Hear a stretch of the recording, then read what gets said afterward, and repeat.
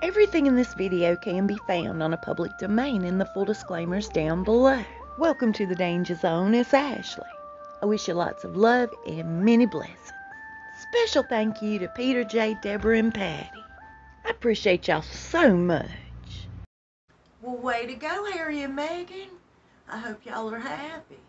So much stress on the entire royal family. They don't know what your next move's going to be.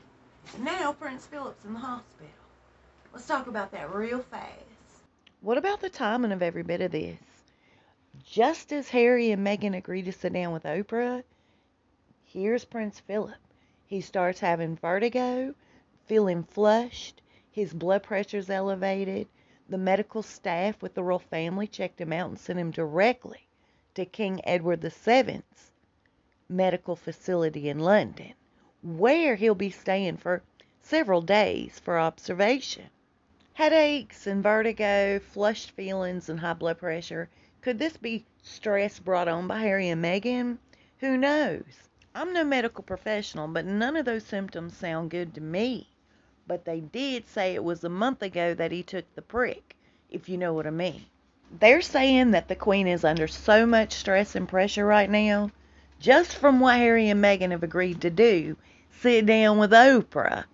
And let me tell you, Harry's now trying to say he was blindsided. He didn't know what he was agreeing to when he agreed to sit down with Oprah.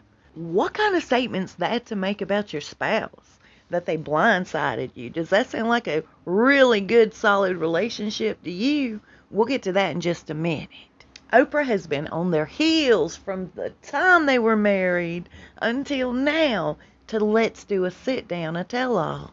Well, why didn't Oprah go knocking on Meghan's door when she was on Deal or No Deal, or doing Tostitos commercials, or on Suits? Meghan met Oprah one time before she was invited to that wedding. One time. How shallow are these people, you guys? She didn't invite any of her family aside from her mother, and we all know why she invited her mom. But she gives Oprah front and center at a wedding, and she's only met her once, and she wouldn't have met her at all had she not been marrying into the royal family. We all know that. It was immediately after the wedding that she started becoming fast friends with Doria, bringing Doria into her circle. As a matter of fact, she and Doria and Stedman were quite a threesome for a while. This sit down with Oprah is everything to her. She begged and pleaded for 3 solid years. And I guess Meghan had to wait until the timing was just right. Hey, I'm willing to bet as soon as the tell-all wraps, Doria'll never hear from Oprah again. They're all just a bunch of users. Meghan's using Oprah to get notoriety, and Oprah's using Meghan to get inside the rules. Just a bunch of users. And speaking of users, it's now being said the Queen said, you know what? I don't trust Harry and Meghan. I'm not going through with these titles. They're not keeping them.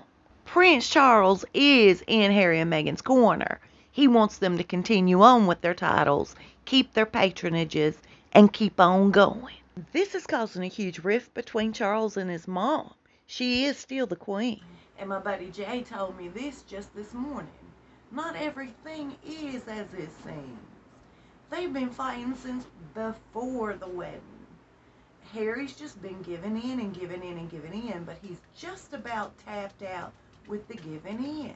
He's not too happy, like I mentioned earlier. He has felt that Meghan has blindsided him, along with Oprah, which has just added more negativity to their relationship, Harry and Meghan's. It seems like Meghan wants her cake and eat it too. She doesn't want him to have any sort of relationship with his old life or his old friends.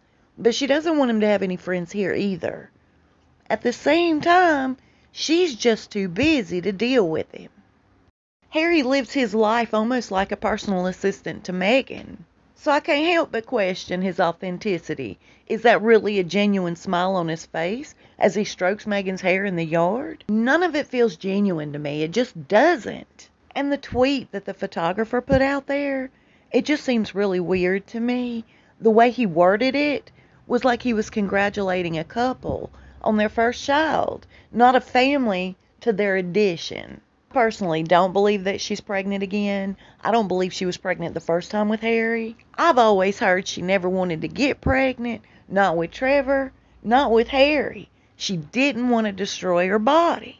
It's just my opinion, but I don't believe she's equipped emotionally to be a mother, truly. And I heard during their first quote-unquote pregnancy, they did nothing but fight. And you know they say every joke has some sort of a truth to it.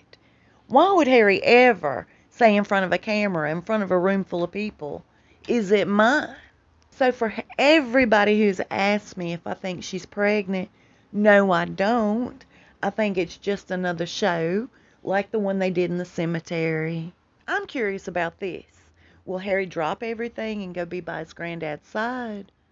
Or does this tell-all that he was blindsided with mean more to him than his family?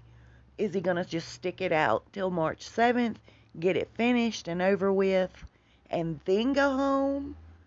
I guess we'll have to wait and see. Maybe he'll prove us all wrong, show us that she doesn't control every aspect of his life. I'd love to know your thoughts and opinions on whether or not Harry and Meghan and all the stress related to them has landed Philip in the hospital. I hope you're having a really good day today. I'll see you soon and we'll talk fast. Please stay safe and be blessed.